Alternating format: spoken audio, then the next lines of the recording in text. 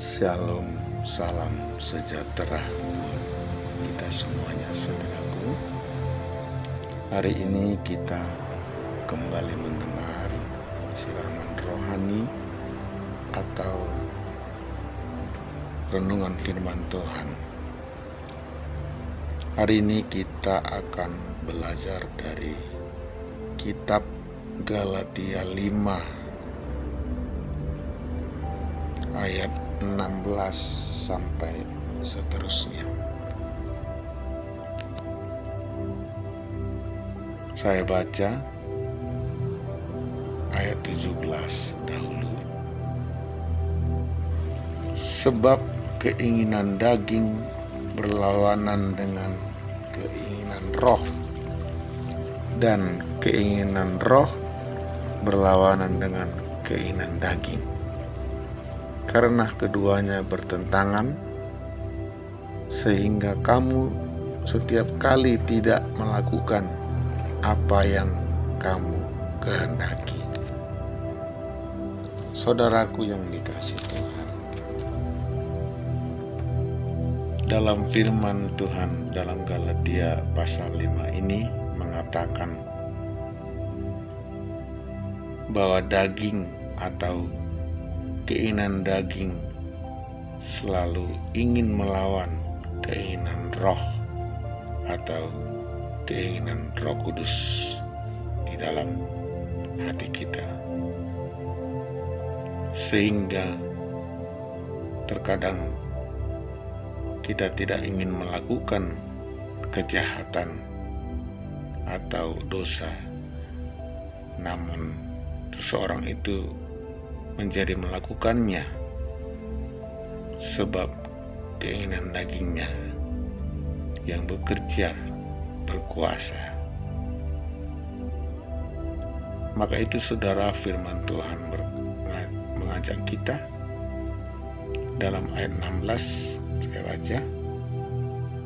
Maksudku ialah hiduplah oleh roh, maka kamu tidak akan menuruti keinginan daging. Dalam Galatia 5 ayat 16, saudaraku, menegaskan agar keinginan-keinginan daging itu tidak menguasai kehidupan kita atau perbuatan daging. Ayat 16 berkata kita harus hidup di dalam pimpinan Roh Kudus, dalam urapan dan pimpinan Roh Kudus, saudaraku. Kalau tidak, maka keinginan-keinginan daging itulah yang akan selalu muncul menguasai kehidupan kerohanian kita. Kita melihat apa-apa saja keinginan daging yang berusaha melawan keinginan roh kita, saudaraku, atau Roh Kudus yang ada dalam kita. Saya baca ayat yang ke-19. Perbuatan daging telah nyata, yaitu percabulan, kecemaran, hawa nafsu, penyembahan berhala, sihir, perseteruan, perselisihan, iri hati, amarah, kepentingan diri sendiri, percideraan, roh pemecah. Ayat 21, kedengkian, kemabukan, pesta pora, dan sebagainya. Terhadap semuanya itu kuperingatkan kamu, seperti yang telah kubuat dahulu, bahwa barang siapa melakukan hal-hal yang demikian, ia tidak akan mendapat bagian dalam kerajaan surga. Saudara, firman Tuhan dengan tegas mengatakan, Jikalau keinginan-keinginan daging itu atau daging kita yang lebih menguasai hidup kita, maka firman Tuhan dengan tegas berkata, kita tidak akan bisa masuk kepada kerajaan surga. Maka itu saudara, agar kita bisa melawan atau menang terhadap keinginan-keinginan daging itu, kuncinya ada di ayat yang ke-16 tadi saudara.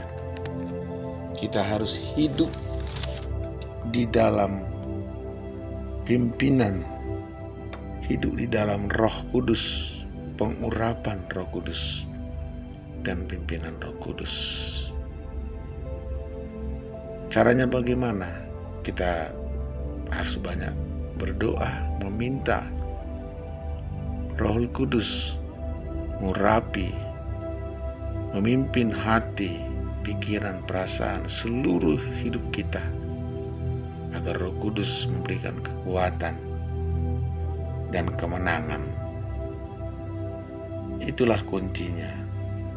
Kita harus minta di dalam doa kita dengan rendah hati, dengan sungguh-sungguh, agar Roh Kudus mengurapi, memimpin seluruh hidup kita, pikiran kita, hati kita seluruhnya, agar keinginan daging itu dapat dikalahkan.